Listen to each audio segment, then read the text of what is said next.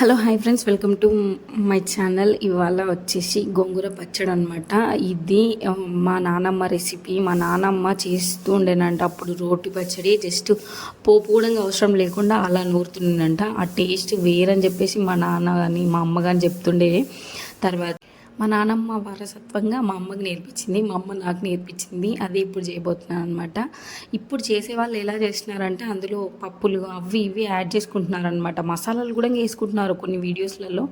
అలా కాకుండా నార్మల్గా మనము గోంగూర పచ్చడి ఇంటి ఊర్లలో ఎలా చేసుకుంటారో నేను ఇక్కడ చూపిస్తున్నాను. ఎవరికి నచ్చినట్టు వాళ్ళు చేసుకోవచ్చులేండి, అదేం లేదు. మా ఇంట్లో ఎలా చేస్తారు అనేది నేను ఇక్కడ చెప్పబోతున్నాను.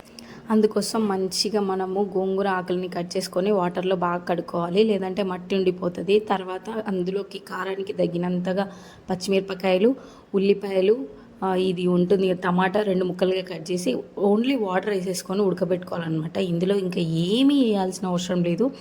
వాటర్ వేసి ఉడకబెట్టుకున్న తర్వాత ఇది చల్లార్చుకొని మనం మిక్సీలో వేసుకుంటే మిక్సీలో కొద్దిగా జీలకర్ర, ఎల్లిపాయలు, కొద్దిగా ఉప్పు, రుచికి సరిపడినంత ఉప్పు వేసుకొని రుబ్బుకోవాలి. రోట్లో అయినా కూడా సేమ్ ఇదే ప్రాసెస్లో రుబ్బుకోవాలన్నమాట.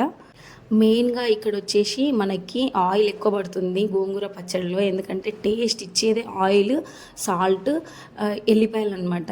ఇందుకోసం నేను ఇక్కడ ఆయిల్ వేడెక్కిన తర్వాత జీలకర్ర, ఆవాలు, మినపప్పు, శనగపప్పు, అల్లం, ఎల్లిగడ్డ ఉంటే ఎల్లిగడ్డ వేసుకోండి. నేను అల్లం వేయట్లేదు. తర్వాత ఇవి బాగా వేగిన తర్వాత కరివేపాకు వేసుకోవాలి. ఈ స్టేజ్లో ఇంగువ ఉంటే ఇంగువ వేసుకోండి. నేనైతే ఏం వేయట్లేదు. అప్పట్లో కూడా ఇంగువ వాడేవాళ్ళు, మా నాన్నమ్మ కూడా వేసేదంట.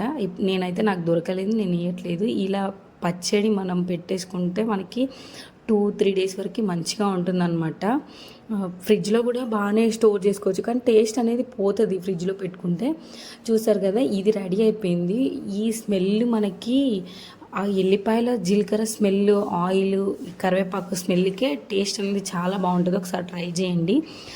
ఇందులో మనము పచ్చి ఉల్లిపాయలు ఉంటాయి కదా, ఇవి పైన వేసుకొని పచ్చడి అట్లానే రైస్లో తినొచ్చు, చపాతీలలో, జొన్న రొట్టెలో తినొచ్చు.